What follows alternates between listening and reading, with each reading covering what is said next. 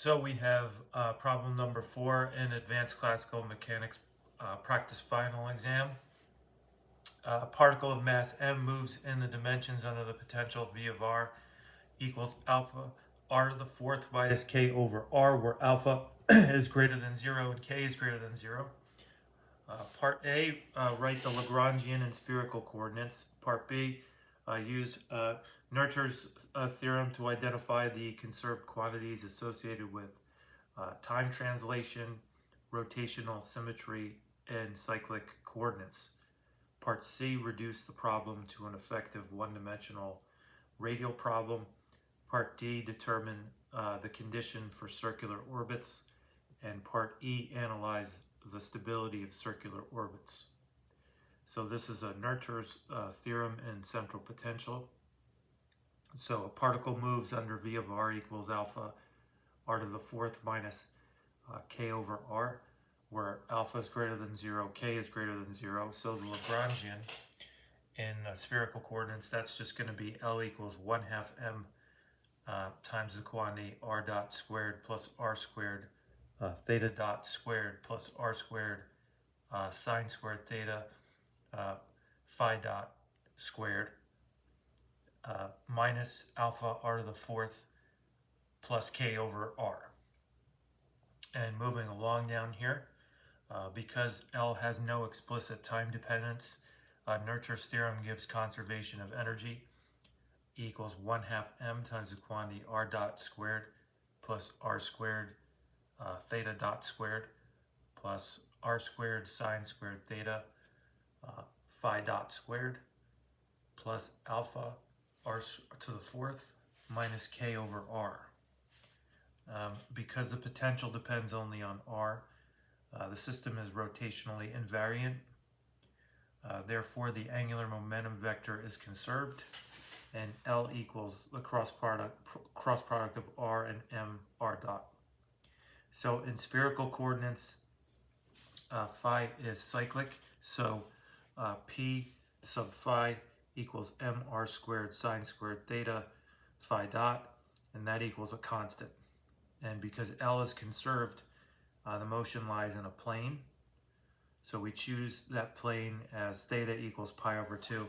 And then L subplane equals 1/2 m times the quantity r dot squared plus r squared phi dot squared minus alpha r to the fourth plus k over 4. And then building on that, you could say that the conserved angular sorry about that. So we could say that the conserved angular momentum magnitude is L equals mr squared phi dot. Thus, phi dot equals L over mr squared. The energy reduces to E equals 1/2 m r dot squared plus L squared over 2mr squared plus alpha r to the fourth minus k over 4. And one-dimensional radial problem is going to be defined as this effective potential is V sub EFF of r equals L squared over 2mr squared plus alpha r to the fourth minus k over r. Circular orbits are going to satisfy dV sub EFF dr equals 0 for that derivative. And also here, mr double dot, that equals negative d v sub EFF dr. And just as a extension of this, E also equals 1/2 m r dot squared plus v sub EFF of r. So building on this situation here,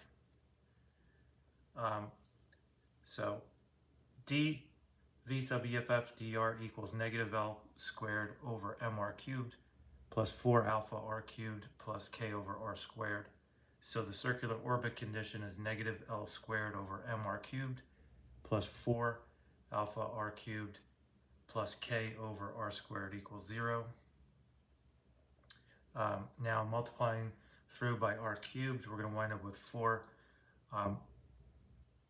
alpha r to the 6th plus kr minus L squared over m equals 0. And for stability, we compute the second derivative respect to r of v e. So second derivative here with respect to r for this v sub EFF equals 3l squared over mr to the fourth plus 12 alpha r squared minus 2k over r cubed. So using the circular orbit condition, L squared over M, that equals 4 alpha r to the 6th plus kr, and substitute this into V sub EFF double prime of r. We get V sub EFF double prime of r equals 3 times the quantity 4 alpha r to the 6th plus kr over r to the 4th plus 12 alpha r squared minus 2k over r cubed.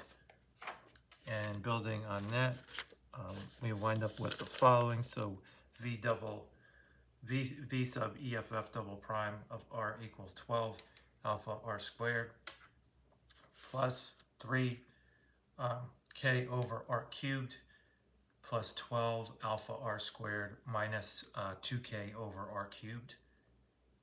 And so since we have this V sub EFF double prime of r equals 24 alpha r squared plus k over r cubed, that's larger than 0. So every circular orbit satisfying the circular orbit condition is stable, and all circular orbits in this potential are radially stable. Sorry about that.